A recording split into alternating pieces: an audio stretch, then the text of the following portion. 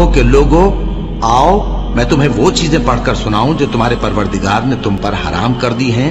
ان کی نسبت اس نے اس طرح ارشاد فرمایا ہے کہ کسی چیز کو اللہ کا شریک نہ بنانا اور ماں باپ سے بدسلوکی نہ کرنا، بلکہ حسن سلوک کرتے رہنا اور ناداری کے اندیشے سے اپنی اولاد کو قتل نہ کرنا،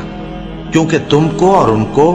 ہم ہی رزق دیتے ہیں، اور بے حیائی کے کام ظاہر ہوں یا پوشیدہ ان کے پاس نہ پھٹکنا، اور کسی شخص کو جس کے قتل کو اللہ نے حرام کر دیا ہے قتل نہ کرنا مگر جائز طور پر، یعنی جس کا شریعت حکم دے۔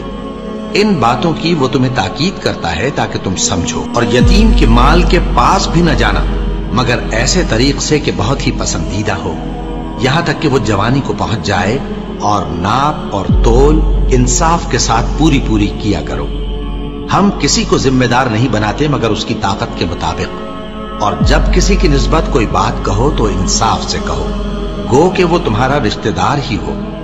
اور اللہ کے عہد کو پورا کرو۔ ان باتوں کا اللہ تمہیں حکم دیتا ہے تاکہ تم نصیحت قبول کرو، اور یہ